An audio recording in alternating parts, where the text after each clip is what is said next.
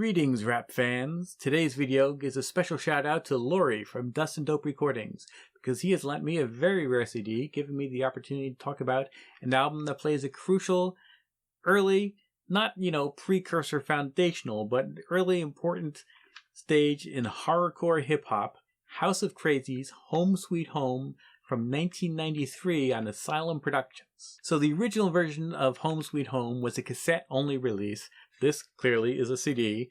In fact, point of fact, it's actually a CDR if you open up and look at it. But this is, I don't believe this is a bootleg. It was originally shrink wrapped. I've opened it, but it was shrink wrapped.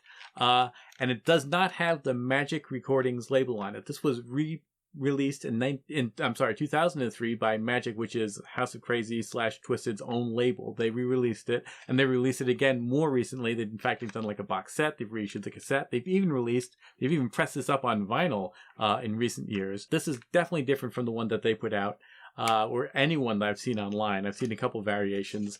So my understanding, my guess, I'm pretty confident that this is like a tour-only release that they put out sometime between 93 and 2003 that you could have gotten at shows. There are multiple variations. Like if you look at the warning sticker there, it's different than some of the other ones. This is more like the original cassette. And yet it has this back, which is different than most of the other ones. I've seen this UPC number on a different version. So like I said, there's many variations, and I believe that's because they were just sort of hand pressing these things up in very small quantities. So as you can sort of see here in this album cover, House of Krazees is a three-man crew.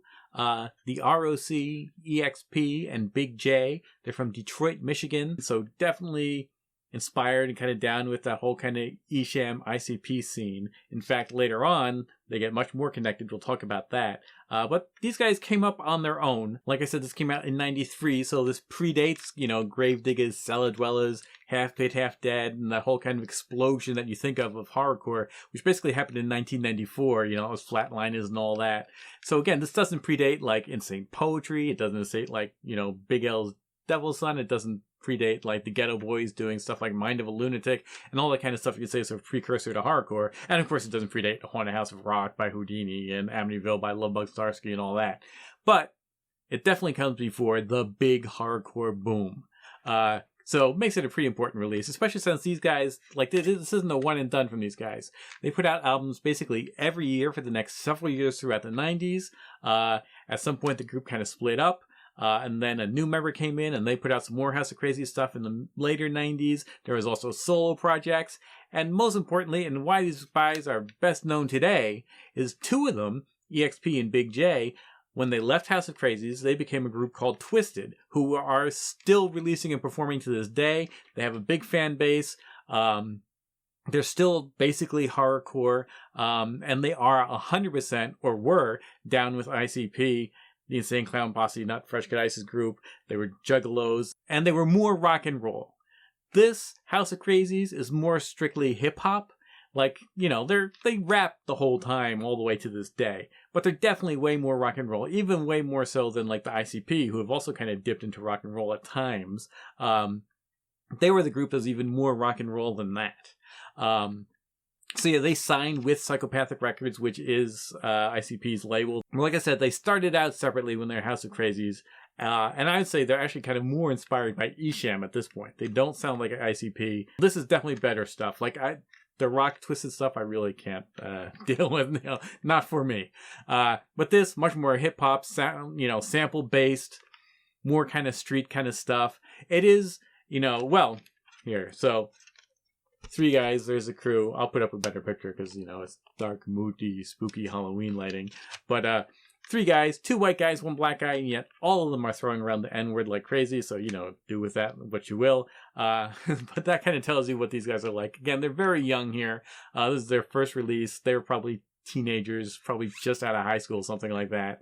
House of Krazees. Okay, so the name, as you can see, is spelled uniquely. But they probably, almost certainly, I would say, get their name from the movie House of Krazees, better known as Asylum, which is an Amicus anthology film, and as in like Creepshow, where it's a bunch of short horror stories all stuck together to make one movie. Starred Peter Cushing. So that came out in the 70s.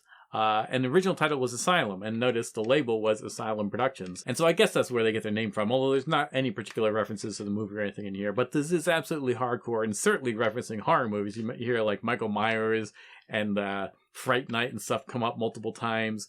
This is, again, like I would say, real hardcore. Like if you think of like early Ghetto Boys and stuff where they're, you know, venturing into hardcore. Like I wouldn't really call Ghetto Boys ever hardcore, but they kind of dabbled in it. Chucky by Bushwick Bill, that is hardcore, but almost nothing else is. But it was that kind of way where they're taking gangster lyrics and more violent, more crazy, until they're eventually pushing the limits beyond what you say is gangster rap into kind of ludicrous, over-the-top, serial killer kind of lyrics, which then kind of becomes horrorcore. These guys, way past that, even into the more fantastic hardcore stuff. Again, mentioning like horror movies. I mean, like EXP is talking about voodoo in almost every song. You know, there'll be references to like, you know, vampires and ghouls and stuff. In the house of Krazee's basement is a cell room. That's where we hold all the unborn demons and ghouls. And for you fools that's unbelieving, you'll be receiving nightmares from this kick. You better be scared, bitch. So this is really out and out hardcore. Although lyrically, most of these songs are basically just about them killing people in a more direct, over-the-top gangster rap still kind of way. EXP probably has the weakest voice. ROC probably plays the most with his flow and is the most interesting, but they're all on a fairly even level there. Again, it's all sample-based, although somebody actually is credited with playing guitar in the credits, so I guess he contributed a little bit. But mostly, you know, again, just kind of raw samples, vocal samples for hooks, instrumental samples for the beat. I'm pretty certain like one song samples the theme music from Halloween, you know, not the kind of famous dingy like keyboard riff that John Carpenter plays, but the more deep bass notes and stuff like that that are also in the movie soundtrack. I believe that's on the last song, Diary of a Madman. Kill the niggas here, kill them there, they keep coming back, hunting me down like I'm a needle in a haystack from beyond the grave. This is a devil's game, no remorse, I don't show no shame, taking a pride in my killing. I think I'm up a million, fuck with me, one less civilian. Same title, of course, as a Gravedigger song. This came first. Although, if you want to talk about came first or not, there's a song on here called What's Your Pleasure, which I'm sure is a reference to Hellraiser. You know, kind of the famous line that recurs, that's in the first film, but also repeats in many of the sequels. You know, what's your pleasure, mister? Brothers living on death row, life is really real life. How do you cope with the realities of Fright Night? If that's your pleasure, if that's your pleasure, if that's your pleasure, then deal with it. What's your pleasure? What is your pleasure?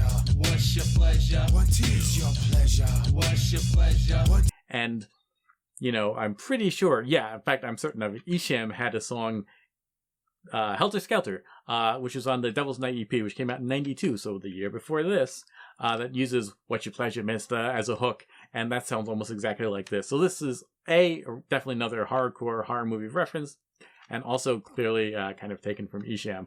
Again, these guys sound a lot like they're taken from Isham, which is fine. He was cool. He was better than these guys, I would say. I mean, this is early, so it's kind of raw. Again, they're young. But even their later stuff, I think they're more beloved by fans just for being out-and-out horrorcore than necessarily for being, like, you know, great lyricists. But early forerunners in the subgenre, so you hadn't heard much like it. And if horrorcore had, you know, caught your interest at all, it was kind of exciting on that level. I think it's more fun just as like a raw, early horrorcore kind of thing, not as like a great masterwork of hip-hop. That's why I don't own a copy of this or any of their stuff. There's a song on here called Pigskinners, which is anti-cop. You know, it's meant to be like we skin pigs, aka cops. We kill cops, so it's their anti-cop song. There's a song on here called it's actually spelled locked up on here, but it's meant to be loked up, as in it's based on like an Ice Cube vocal sample. Time to sign your death switch. How many fools would you kill to be on top of this circle of mad hell? More like a jail, so keep your comments to yourself. This ain't no fucking show and tell. Crazy nigga with no brains, see what I'm saying? I'm chopping niggas to bits, and that's just how it's land. I do my dirty work and get it done quick. 10 on 1 with a gun, you can't deal with it. Suckers beware like a dog sign. I'm dangerous, like magic contract, and you can't hang with this. Time travel, metric speed, yeah, I'm in there. I'm that nigga that cross bars and nightmares. Never go. And even like the intro to the album is a skit, which is very hardcore. It's like they're trapped inside a crazy haunted house, as in the House of Crazies, but also totally like that moment in Haunted House of Rock where they're like, which way gonna run, this way or that? Let's get the fuck out of here, man. Come on. I'm about to grab the door, man. Oh shit, that motherfucker locked, dog. What am I about to do? Oh shit, where window at, man? Man, grab the windows. Oh shit, dog. Ain't no windows in this motherfucker, dog. Oh man, what is that, dog? Man, do you hear that shit, dog? What the fuck is that, dog? Hey man, they all see them start running, dog. Man, come back, dog. Go, man, motherfucker. Come on, man. So like I said, these guys are putting out an album like roughly every year for the mid-90s, also solo projects. Then the two guys left to form Twisted Psychopathic. One guy, ROC, stayed. You got a new member. And they put out a few things as ROC, but then they kind of broke up. They didn't last too long. Twisted, of course, blew up and became huge. But then, in more recent years, apparently they've split from Psychopathic. They've had beef with ICP. I don't know what that's about. I'm not that plugged into it. But interestingly, more recently, as in much more recently, like this last year, they brought back ROC and they reunited, and there's a new House of Krazee CD. Oh, by the way, I do like this album cover. They are clearly standing, photographed. It's not like a drawing. Again, I'll put up a better picture of it. In a ring of fire. That's pretty damn cool. Like, they clearly actually stood in a ring of fire, it would look like, and the guy's holding like a torch. So that's an awesome album cover. So Home Sweet Home, not a masterpiece at all, but if you're in the mood for some kind of raw, dirty, explicit, not the silly stuff, horrorcore, like, this will do you like very little else will. So perfect to kind of break out for Halloween and then put away for a full year. So anyway, that's it for me. Thanks for watching, and see you guys soon.